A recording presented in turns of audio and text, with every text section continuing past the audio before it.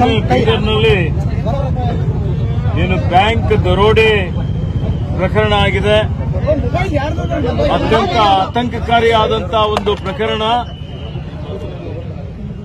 ಇವತ್ತು ಸರ್ಕಾರ ಇದನ್ನು ಅತ್ಯಂತ ಗಂಭೀರತೆಯಿಂದ ಪರಿಗಣನೆ ಮಾಡಿದೆ. ನಾನು ನಿನ್ನೆ ಸಚಿವ ಸಂಪುಟದ ಸಭೆಯಲ್ಲಿದ್ದೆ. ನನಗೆ ಮಾಹಿತಿ ಸಿಕ್ಕ ತಕ್ಷಣ ನಾನು ಡಿಜಿ ಅವರಿಗೆ, ಎಡಿಜಿ ಅವರಿಗೆ, ಗೃಹ ಮಂತ್ರಿ ಅವರಿಗೆ ಅವರ ಗಮನಕ್ಕೆ ತಂದೆ. ಅದಾದ್ಮೇಲೆ ನೇರವಾಗಿ ನಾನು ಹೈದರಾಬಾದ್ಗೆ ಬಂದು ರಾತ್ರಿ 11 ಗಂಟೆಗೆ ಯಾರು ಗಾಯಾಳು ಇದ್ರು, ತೀವ್ರವಾಗಿ ರಕ್ತಸ್ರಾವ ಆಗಿತ್ತು, ಕೇರ್ ಆಸ್ಪತ್ರೆಯಲ್ಲಿ ಅವರ ಪರಿವಾರದವರಿಗೆ ಭೇಟಿಯಾಗಿ, ಹಿರಿಯ ವೈದ್ಯರಿಗೆ ಭೇಟಿಯಾಗಿ ಇವತ್ತು ಅವರು ಬೇಗ ಗುಣಮುಖರಾಗಬೇಕು ಅನ್ನುವಂಥದ್ದು ಮತ್ತು ಅವರಿಗೆ ಯಾವುದೇ ರೀತಿಯ ಖರ್ಚು ವೆಚ್ಚಗಳ ತೊಂದರೆ ಇರಬಾರದು, ಇದ್ರೆ ಸರ್ಕಾರ ಸಂಪೂರ್ಣವಾಗಿ ನಾವೆಲ್ಲ ಕೂಡಿ ಭರಿಸ್ತೇವೆ ಅನ್ನುವಂತ ಮಾತನ್ನು ಹೇಳಿದ್ದೇನೆ. ಅದೇ ರೀತಿಯಲ್ಲಿ ಯಾರು ಇವತ್ತಿನ ದಿವಸ ದುಗುಳುಗುಂಡಿ ಇಲ್ಲ ನಮ್ಮ ಬಗ್ದಲ್ನವರು ಒಬ್ಬ ಯುವಕ ಇದರಲ್ಲಿ ಬೆಮೇಲ್ಖೇಡ ಯುವಕ ತನ್ನ ಜೀವ ಕಳ್ಕೊಂಡಂತದ್ದು ಅತ್ಯಂತ ಅತ್ಯಮೂಲ್ಯವಾದಂತಹ ಒಂದು ಜೀವ.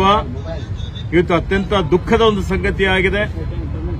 ಆ ಮೃತಪಟ್ಟಂತ ಯುವಕನ ಪರಿವಾರ ಜೊತೆ ನಾವಿದ್ದೀವಿ, ನಮ್ಮ ಸರ್ಕಾರ ಇದೆ. ನಾನು ಈ ವಿಷಯದ ಬಗ್ಗೆಯೂ ಸನ್ಮಾನ್ಯ ಮುಖ್ಯಮಂತ್ರಿಯವರ ಜೊತೆಯಲ್ಲಿ ದೂರವಾಣಿ ಮುಖಾಂತರ ಏರ್ಪೋರ್ಟ್ ಇಂದಲೇ ಮಾತನಾಡಿ, ಮತ್ತೆ ಅವರ ಪರಿವಾರದ ಕೆಲವೊಂದು ಅವ್ರ ಜೊತೆಯಲ್ಲಿದ್ದಂಥವ್ರು ನಿನ್ನೆ ಸಂಪರ್ಕ ಮಾಡಿದ್ದೇನೆ, ಮಾತನಾಡಿದ್ದೇನೆ. ಅವರಿಗೆ ಏನು ಆ ಪರಿವಾರದವರಿಗೆ ಒಂದು ಪರಿಹಾರ ಕೊಡುವಂಥದ್ದು, ಅವರಿಗೆ ವಿಶೇಷ ಪರಿಹಾರ ಕೊಡಬೇಕು ಅಂತ ಹೇಳಿ ನಾನು ಮುಖ್ಯಮಂತ್ರಿಯವರಿಗೆ ಮನವಿಯನ್ನು ಮಾಡಿದ್ದೇನೆ. ಮತ್ತೆ ಸಮಾಜ ಕಲ್ಯಾಣ ಇಲಾಖೆ ವತಿಯಿಂದನೂ ಅವರಿಗೆ ತತ್ಕ್ಷಣವೇ ಪರಿಹಾರ ಕೊಡಲಿಕ್ಕೆ ಸೂಚನೆಯನ್ನು ಕೊಟ್ಟಿದ್ದೇನೆ. ಜಿಲ್ಲಾಧಿಕಾರಿ ಅವರಿಗೆ ಹೇಳಿದ್ದೇನೆ. ಮತ್ತೆ ಅವ್ರಿಗೆ ಯಾರಿಗಾದರೂ ಒಬ್ಬರಿಗೆ ಅವರ ಪರಿವಾರದವರಿಗೆ ಒಂದು ಸರ್ಕಾರಿ ಉದ್ಯೋಗ ಕೊಡುವಂಥದ್ದಕ್ಕೆ ಮುಖ್ಯಮಂತ್ರಿಯವರಿಗೆ ವಿನಂತಿಯನ್ನು ಮಾಡಿದ್ದೇನೆ. ಅವರಿಗೆ ಈಗ ನಾನು ಬೆಮಲ್ಕೆಳೆಗೆ ಭೇಟಿ ಕೊಟ್ಟು ಆ ಪರಿವಾರದವರ ಸದಸ್ಯರ ಜೊತೆಯಲ್ಲಿ ಸಾಂತ್ವನ ಹೇಳಲಿಕ್ಕೆ ಈಗ ನಾನು 2 ಗಂಟೆಗೆ ಅಲ್ಲಿಗೆ ಹೋಗ್ತಾ ಇದ್ದೇನೆ. ನಾನು ರಹೀಂ ಖಾನ್ ಅವರು ಹೋಗ್ತಾ ಇದ್ದೇವೆ.